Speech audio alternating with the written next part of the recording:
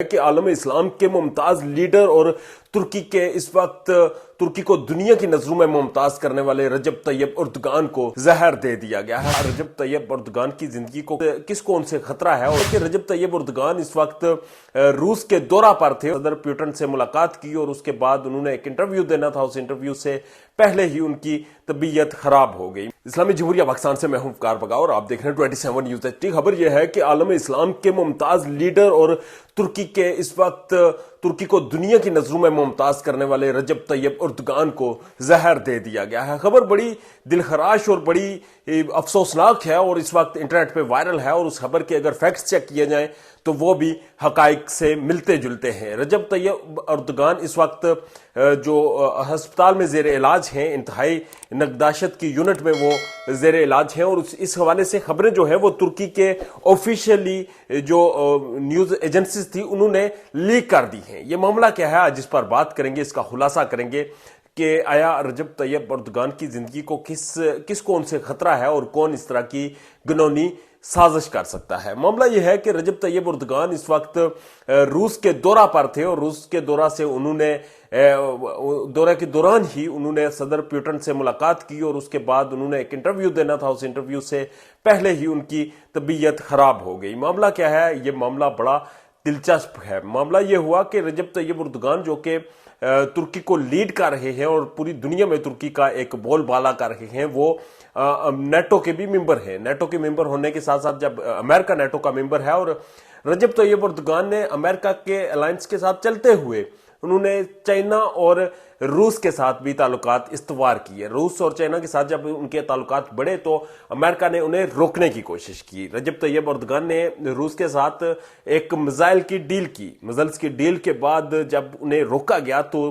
तैयब उर्दगान ने वाज़ेह अल्फाज में कहा कि द डील इज डन, अब कुछ नहीं हो सकता, अब रुक नहीं सकते। जब उन्होंने डील इज डन का नारा लगा दिया तो फिर उनके खिलाफ मशीनरी हरकत में आई और फिर ये कहा गया, ये नैरेटिव बिल्ड किया गया कि ये जो जहर है ये सदर पुतिन ने ही रजब तैयब उर्दगान को दिया है। जबकि दूसरी तरफ देखें तो रजब तैयब उर्दगान और तुर्की ने रूस और सदर पुतिन के साथ अमेरिका की मुखालफत मुंह लेकर ताल्लुकात इस्तवार किए थे। तो फिर सदर पुतिन क्यों जहर देंगे, इसकी वजह भी बड़ी दिलचस्प है कि सदर पुतिन जहर देने के मामले में बड़े एक्टिव हैं। उनकी साबिक जो ट्रेनिंग है वो भी मिलिट्री की है और उसके बाद उन्होंने अपने जो अपोजिशन लीडर थे उन्हें भी जहर दिया था, जिसकी खबरें रशिया से गर्दिश करना शुरू हुई थी। अब सदर पुतिन की बारी आई तो सदर पुतिन के हवाले से भी ये मामला सामने लाए गए और कहा यह गया कि सदर पुतिन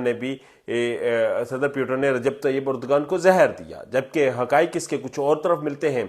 जबकि दूसरी तरफ हम अगर टर्की को भी देखें तो टर्की भी जितनी भी मगरबी दुनिया है या जितने भी एंटी इस्लाम लोग हैं उनकी आंखों में आंखें डालते हैं और उन्हें बताते हैं कि इस्तांबुल हकीकत में इस्लाम का किला है और वहां से इस्लाम किस तरह फैला था और वो ये भी ऐलान करते हैं कि वो इस्लाम को प्रोटेक्ट करेंगे।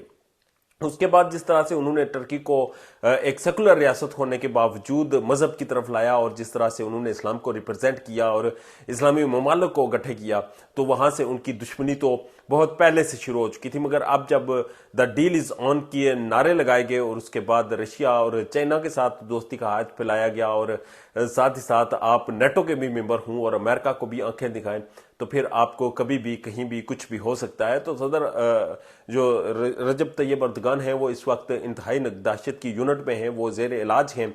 अभी तक तो टर्की की किसी भी ऑफिशियल न्यूज एजेंसी ने ये क्लेम नहीं किया कि इनको जहर किसने दिया, मगर ये क्लेम जरूर किया गया। पहले ये बताया गया कि उन्हें जहर दिया गया, फिर ये कहा गया कि उनको हार्ट अटैक हुआ, मगर ये खबर कंफर्म हो चुकी है कि रजब तैयब उर्दगान इस वक्त सेहतमंद नहीं है, वो इस वक्त इंतहाई नगदाशत की यूनिट में जेर इलाज है। अपना ढेर ज़्यादा ख्याल रखिएगा और इस डेवलपिंग स्टोरी के लिए हमें फॉलो करते रहिएगा। जो भी अपडेट आएगी आपके सामने ज़रूर रखेंगे।